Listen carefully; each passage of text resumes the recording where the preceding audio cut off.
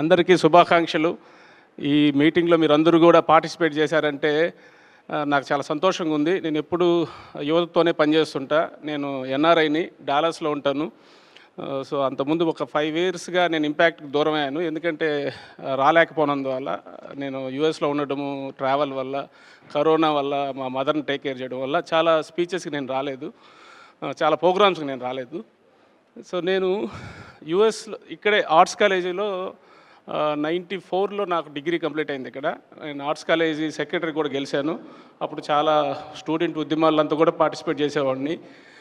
నా ఆలోచన అంతా కూడా యువత వైపే ఉంటుంది. ఎందుకంటే నేను చిన్నప్పటి నుంచి స్వామీజీ వివేకానంద ఫాలోయర్ని, అలాగే రామకృష్ణ మఠతో కలిసి చిన్నప్పటి నుంచి పనిచేయడం, అదేవిధంగా ఆర్ఎస్ఎస్తో పనిచేయడం వల్ల మొత్తము ఎవరినన్నా ఏదైనా మనం ఇన్ఫ్లుయెన్స్ చేయగలము అంటే ఒక్క యువతను మాత్రమే ఇన్ఫ్లుయెన్స్ చేయగలం.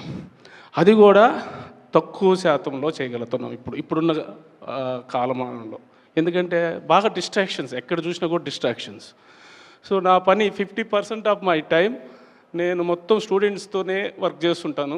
అఫ్కోర్స్ తిరుపతిలో ఒక 5 ఇయర్స్ బ్యాక్ బాగా రెగ్యులర్గా చేశాం మేము ఇక్కడ యాక్టివిటీస్ అన్నీ కూడా. నేను ఎస్వి ఆలుమిని ప్రెసిడెంట్కి కూడా వర్క్ చేశాను ఇక్కడ.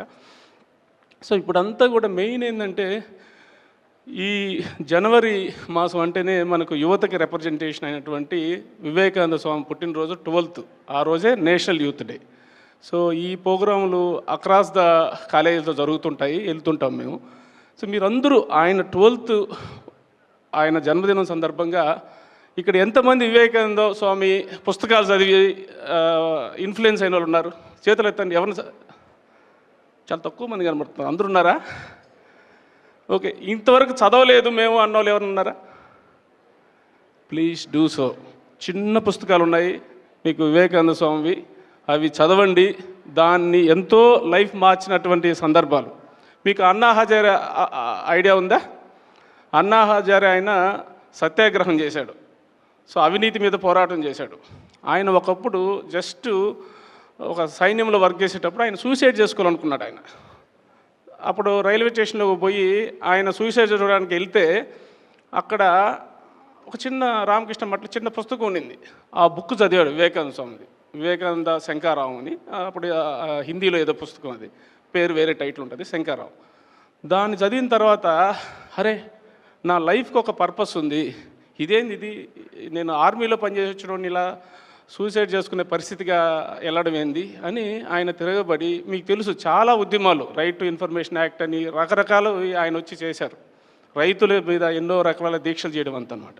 అందువల్ల మనం నిరాశలో ఉన్నప్పుడు ఒక చిన్న మాట, చిన్న సలహా అనేది చాలా ఉపయోగపడుతుంది. కాబట్టి దాని మీద మీరు ఎక్కువ ఇదవ్వండి. ఇప్పుడు ఫ్రెండ్స్, ఈ ఎంజాయ్మెంటు ఇవన్నీ కాదు. Life is not for enjoyment, గుర్తుపెట్టుకోండి.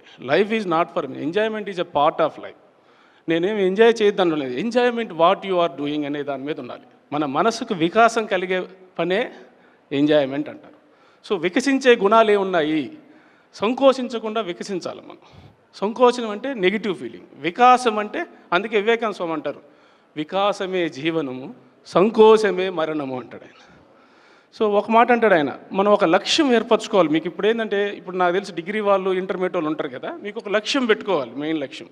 అదేవిధంగా చిన్న నెక్స్ట్ ఆల్టర్నేట్ ప్లాన్ కూడా రెడీ చేసుకోండి. సో ఎప్పుడు కూడా మీకు మధ్య మధ్యలో వచ్చే అపజయాలన్నీ కూడా ఒకప్పటి విజయానికి చిహ్నం అని గుర్తుపెట్టుకోండి. సో ఈ ఒక్క స్లోగన్ చాలా ఉపయోగపడింది నాకు. నేను స్టూడెంట్ యూనియన్లో ధర్నాలు అన్నిట్లో చేసినా కూడా నాకు ఎప్పుడు కూడా ఇక్కడ మొట్టమొదట మిస్ అయిపోయాను, వెంకటేశ్వర స్వామిని దండం పెట్టుకోవాలి నేను. ఎందుకంటే నేను ఆర్ట్స్ కాలేజ్ చదివేటప్పుడు నాకు ఏదైనా సమస్యలు వస్తే ఆ మిద్ది పైన హాస్టల్కి వెళ్ళాను అనుకోండి, కొండ కనబడేది, తిరుమల కొండ. ఎర్లీ మార్నింగ్ వెళ్ళి ఒక 10 నిమిషాలు కూర్చొని ఆ దేవుడి దగ్గర ధ్యానం చేసేవాడిని, అలా కొండ చూస్తే ఎక్కడ లేని ఎనర్జీ వచ్చేది. అందువల్ల హాస్టల్ వసతుల మీద ఏమైతేమి, యూనివర్సిటీ వసతుల మీద ఏమైతేమి, నాకు అప్పుడు చాలా ఫైనాన్షియల్ డిఫికల్టీస్ ఉన్నా కూడా నేను ముందుకెళ్ళి అమెరికా దాకా వెళ్ళగలిగాను. సో నాకు డిగ్రీ కూడా ఇక్కడంతా యాజిటేషన్ చేయడం వల్ల డిగ్రీ నాకు చాలా సబ్జెక్ట్స్ మిగిలిపోయాయి. కానీ వివేకానంద స్వామి ఒక మాట అన్నాడు, ఏమైనా కానిమ్ము రానిమ్ము జగత్తంతా ఎదురు నిల్వని. నువ్వు అనుకున్న లక్ష్యానికి, నీవు అనుకున్న కార్యక్రమానికి నువ్వు చిత్తశుద్ధితో కృషి చేస్తూ ముందుకెళితే ఆ పైనటువంటి భగవంతుడు కూడా నీకు హెల్ప్ చేస్తాడు అని. అదే దీంతో నేను 14 ఎగ్జామ్స్ ఫైనల్ ఇయర్లో ఒకేసారి రాసి పాస్ అయ్యాను. సో అది రికార్డు. ఎప్పుడు చూసినా స్టూడెంట్ ఇష్యూస్ మీద ఉండేవాడిని. ఒక్కసారిగా రాసి తర్వాత ఎంసీఏలోకి వెళ్ళాను. నాకు మ్యాథమెటిక్స్ బాగా, ఎంసీఏ తర్వాత యూఎస్కి వెళ్ళాను. నేను యూఎస్కి వెళ్ళాలని నేను అనుకోలేదు, అనుకోకుండా ఆపర్చునిటీ వచ్చింది, వెళ్ళాను. దాదాపు 2020 నుంచి ఇప్పటిదాకా ఉంటున్నాను నేను. సో వచ్చుతూ పోస్తూ ఉంటాను, ఎవ్రీ 6 months ట్రావెల్ చేస్తూ ఉంటాను. ఎక్కువ నాకు ఎస్వి యూనివర్సిటీతోనూ అదేవిధంగా విక్రమ్సింహపూర్ యూనివర్సిటీతో ఎక్కువ టైఅప్ ఉంటుంది, నేను తిరుగుతుంటాను వాళ్ళతో. సో కాబట్టి మీకు అందరికీ కూడా నేను చెప్పేది ఏంటంటే ఇది రైట్ టైం అమ్మ, మీకు చాలా ఆపర్చునిటీస్ ఉన్నాయి. నేను అదే ఎన్ఆర్ఐగా నేను మీకు అందరికీ రిక్వెస్ట్ చేసేది ఏంటంటే చదువుల కోసం విదేశాలకు వెళ్ళేది తగ్గించండి దయచేసి. ఎందుకంటే చాలామంది ఇబ్బంది పడుతున్నారు మన వాళ్ళు, నేను కంటితో చూస్తున్నాను. నేను ఇక్కడ బీటెక్ సరిగ్గా చదవకుండా బీటెక్లో బ్యాక్లాగ్స్ పెట్టుకొని ఆ బ్యాక్లాగ్స్ని ఏదో విధంగా పాస్ చేయించుకోవడం, లేదా దొంగ సర్టిఫికేట్లు పెట్టి అక్కడ అమెరికాకి వెళ్ళిపోయి అక్కడ పోయి రెస్టారెంట్లో వాటిల్లో పనిచేస్తూ, రెస్టారెంట్లో పనిచేయడం తప్పనడం లేదు నేను. వీసా లేకుండా సరైన వీసా, స్టూడెంట్ వీసా అంటే దేనికండి? అది ఏదైనా పార్ట్ టైం యూనివర్సిటీలో చేసుకోవాలి. స్టూడెంట్ వీసా మీద వెళ్ళి అక్కడ ఎంత ఇబ్బంది పడుతున్నారు తెలుసా? మన పిల్లలు $3 పనిచేస్తారు అక్కడ, కొందరు డబ్బులే ఇవ్వరు. పట్టుకున్నారనుకోండి ఇమీడియట్గా అరెస్ట్ చేస్తారు వాళ్ళు. సో లైఫ్ లాంగ్ అక్కడ ఉండాలి, లేదా డిప్యుటేషన్ చేస్తారు. డిప్యుటేషన్ చేస్తే పర్వాలేదు, మన దేశానికి వచ్చేస్తాం. కాబట్టి ఎవరైనా సరే యూఎస్ చదువు కోసం వెళ్ళాలనుకున్న వాళ్ళు మంచి యూనివర్సిటీలో అప్లై చేసుకోండి, మంచి మార్గంలో వెళ్ళండి. మీరు అవి ఇవి చేస్తే, ఇప్పుడు మీకు తెలిసిందే కదా, ట్రంప్ గవర్నమెంట్ వచ్చింది, వాళ్ళు ప్రతిదీ స్క్రీనింగ్ చేస్తారు.